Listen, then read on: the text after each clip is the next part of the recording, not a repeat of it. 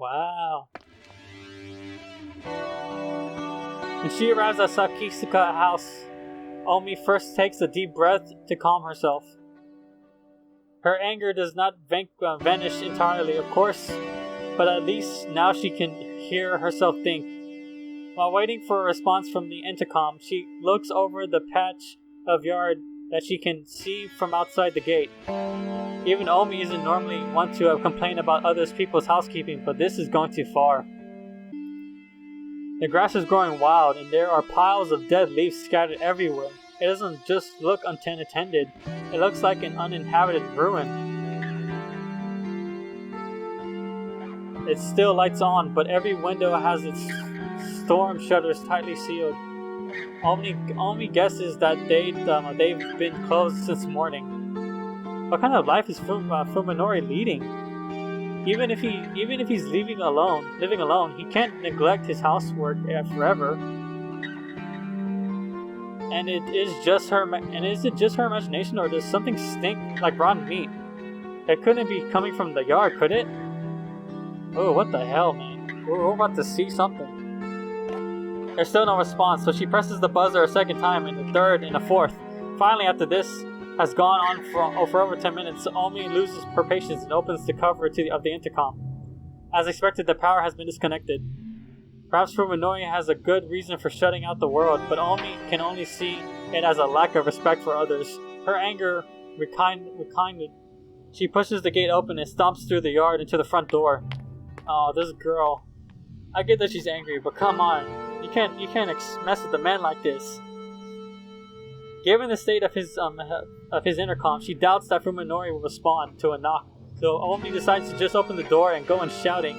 And if the door is locked, she'll just have to.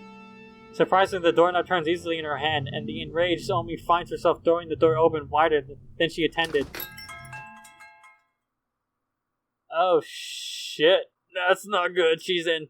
Her nostrils are instantly assaulted by a choking stench. What is that smell? And as Omi stands petrified on the threshold, the cowbell hanging on the inside of the door chimes loudly a moment later. Welcome home! Omi can't believe her ears. The voice she just heard could not have been human. Yet its intonations were too complex for any animal she can imagine. I knew it! I freaking knew it! Oh, I knew it! Say it isn't human! Is someone there? She calls out to the end of the hallway from which the voice came. There is no response. Instead, she hears the sound of something soft and wet flopping its way deeper into the house. Oh shit, that's not good. Finding it difficult to place a meaningful image to the voice she just heard, Omi stares blankly at the empty vestibule. There's nothing there, not even Fuminori's shoes, which can only mean that he's still outside somewhere wearing them. The house should be empty, but then what was that voice just now? Oh shit! Oh shit! Oh shit! I don't think I want to see Seiya. I don't want to see Seiya. Oh my god, this is getting creepy as fuck. Her anger has vanquished as if it were never there. Nevertheless, Omi sets foot in the hallway, leaving the door open that the cowbell won't ring. The floor creaks, setting her nerves on edge. Omi isn't sure why she's acting like a burglar, but something tells her to make a little noise as possible. The potency of the stink inside the house makes the whiff she caught outside pale in comparison. It's sickening, like rotten fish guts. Has food been left to spoil in the kitchen? She hears a bubbling sound up ahead. Stepping gingerly on the cracking floorboards, Omi makes her way to the end of the hallway. She finds rooms to both of her sides, one lit, the other dark, and chooses to look into the lit room. Oh, this is freaking me out. Oh my god. Okay. Oh shit. It's the kitchen, lit by what must be the only window in the house not covered by the storm shutters. The sound she heard was the pot boiling on the stove, and on the other chopping board next to it lie a butcher's knife and some half-diced carrots. A perfectly normal household scene with the light of the setting sun making everything the color of decomposing fruit. Something is wrong. Who is cooking here? And where did they go? Is anyone here? Omi calls, regretting it immediately as she realizes that her voice is shaking. As her words echo vainly through the silent house, she begins to feel foolish and defenseless. Suddenly she feels something cold seeping through her pantyhose. She timidly reaches down to touch her feet. Her fingertips come away covered with vicious olive green slime, like the filthy water from a tank long clogged with algae and dead fish. The whole floor is covered with it. It must be the source of the stench. Omni now wishes that she had worn her shoes inside. Manners be damned. When she looks back ruefully the way she came, she realized that her current position is not visible from the entrance. The kitchen must be where that strange voice came from. The next room is probably the den. As she expected from the closed storm shutters, it's pitch black inside. Omni wants nothing more than to flee the house, but that would mean turning her back into the darkness, and that she simply cannot bring herself to do. Oh, fuck. This is some freaky ass shit, bro. Moved by some irritational compulsion, Omni sets foot into the den. Don't lie. Just leave. Just leave. It's too dark to see anything. The stink is far worse than before. She slides her hand along the wall, fleeing from the light switch. Finding it more sooner than expected, she flips on its light switch. She flips it on like it's her last hope. The colors. It's all painted. Okay. The colors. So many colors. The purple of entrails, the brown of rotten meat, the crimson of fresh blood, the yellow of fat. These colors are more that cannot be described. Cover every inch of the room and maddening array. These colors say all that needs to be said about the painter's hatred, malice, and insanity. Omni's legs give out from the shock, sending her to the floor. Slime immediately soaks through her jeans as its cold tendrils creeping up her legs and crotch and her neck. Oh shit! Her hand flies to her neck where it is greeted by another drop of chilly slime. Above her, something is dripping down her neck. Oh shit! Making perhaps the worst decision of her life, Omni looks up.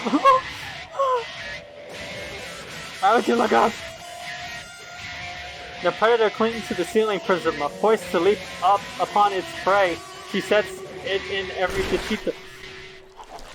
detail. Her mouth and nose are sealed from before she can scream, and her belly is torn open as something enters to feast on her innards. Okay, so Seiya is some type of creature, probably a monster creature, and eats. That's why she doesn't eat around him, because she eats human flesh and eats people. So yeah, so it was good to guess that about Seiya, about how he sees her normal, but everyone else would probably see her as some goopy monster. That this freaking sucks. I don't want to see Seiya, to be honest. I really don't. I'm good. Let's just not see. Let's not never see Seiya. Let's just see Seiya as the little girl she is. Let's just keep it that way for now. And her belly is torn open as something enters to feast her innards. But by the time she feels any of this, Omni has already gone mad.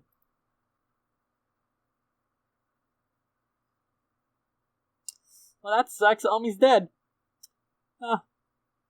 I bit the bullet and tried to take the train, but the rush hour crowds were so bad that I had to get off halfway and walk. I'm running pretty late. Is Seiya worried? I hope she's not mad. When I enter the yard, I realize that the front door has been left wide open. A light from the living room is seeping out in the hallway, and I hear what sounds like someone smacking their lips. There's also a tantalizing fragrance in the air. Is it Seiya? I considered calling her out to her, but decided to enter in silence instead. Something smells strange. Though not unpleasant, the aroma is quite soothing, in fact. It reminds me of Seiya's hair. Oh shit. So, he probably smells people's blood and guts as something soothing then, huh? That's the thing that's going on with him. Like, rotten meat to him probably smells good. Damn, that's creepy as hell. That sucks. I mean, it's weird. At first, I'm surprised by what I see in the living room. The floor is covered with what looks to be some kind of grass. Probably the source of the herb-like smell, and there are fruit or vegetables-like balls of various size scattered everywhere. So yeah, he sees rotten meat and dead things as something good and delicious. He's like turning into some type of monster. Seiya? Ah! Seiya turns around, her eyes wide with surprise. She then looks away sheepishly like a child caught at some prank. What are you eating? This is, well, she stammers so flustered that I suddenly feel bad for sneaking up on her. Remembering that she has never eaten in front of me before, I realize that she must be quite embarrassed. Can I have one? I scoop up the closest fruit thing and pop it into my mouth, ignoring Seiya's attempt to wave me off. It has a strange texture, a soft, pliable, like a peach or a pear. When I bite into it with my back teeth, a succulent juice fills my mouth. Combined with a sharp, strong fragrance, it's unlike anything I've ever tasted. How did you make this? What did you use? It wasn't hard. I just took it apart and melted it a little to make it easier to eat. It's practically raw. Oh. I pick up the different lumps. This was consisting of fruity flesh around a hard core. Tearing a chunk off into my mouth, I find that it has a familiar taste to the last one. Hey, are you okay? That's yeah, even I can eat this. In fact, it's good. Oh shit, that is some. Oh, little does he know he's eating his friend. Oh, this thing is twisted as hell, man. Really? At first, Seiya looks dumbstruck, but then she busts out laughing. So this is what you like. Now I feel stupid for going to all that trouble. Is this what you always eat, Seiya? Yeah, though it's been a while since I've had one so big. I usually catch them in the nearby park. Oh shit. Okay. What the hell, man? What the hell? Oh no. Oh my god, I just got what she meant. She's never had one so big, but she usually catches them in nearby parks. She's been eating children. Oh my god. Holy shit. Oh, that's sad. That's horrible. Okay, moving on. There's an impressive nature preserve not too far from here. I've never heard about fruits like these growing there. But well, of course, they only look like these fruits to me. They're really something else.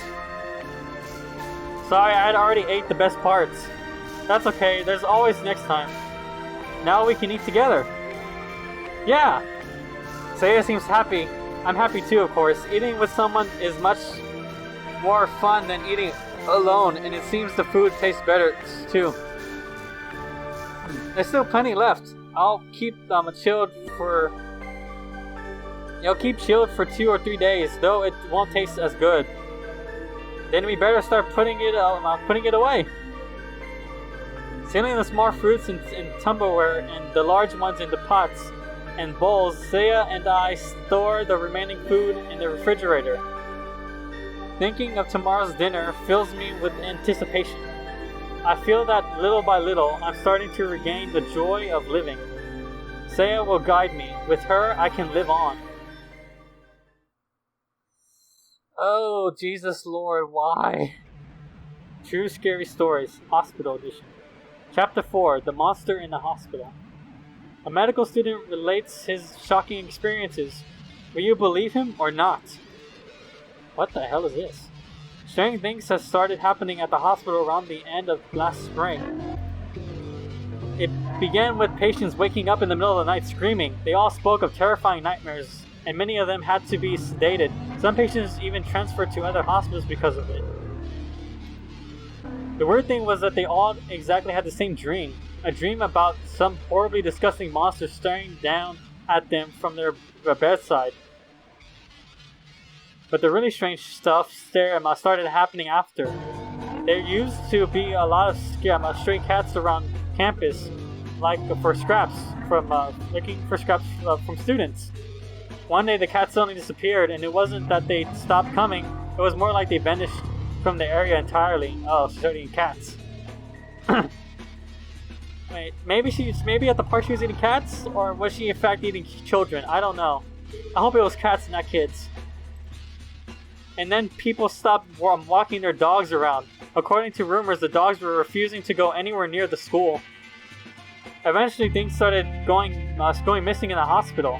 Organs, to be precise. Transplant organs kept disappearing from storage. People came close to losing their jobs over it. And it wasn't just 2 or 3 times that it happened. They tried to keep it from the students, but we heard it was a lot worse than that.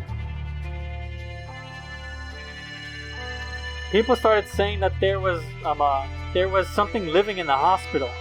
The janitors would find strange messes that could only have been made in the middle of the night. Traces of something that had been crawled down the hallway, or weird stains caused by something dripping through the ceiling.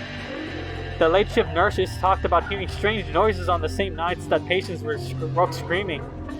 There's one last story, one you can never mention inside the hospital. One day, the obstetrics department went crazy. They said that a newborn had disappeared in the night. Oh no! If that were true, the police would have come, and it would have been all over the news. But they say the big shots managed to make it all go away. It's just a rumor, of course. Wow, a newborn. She ate a child, and they kept it hidden. They kept it quiet. Oh my god, what the fuck, bruh? These strange incidents suddenly stopped toward the end of summer. Now there are almost no patients complaining of nightmares, and the cats have started coming back to campus. Oh, that's because she's gone. But still, what happened to the hospital that summer? Even now, just thinking about it gives me the creeps.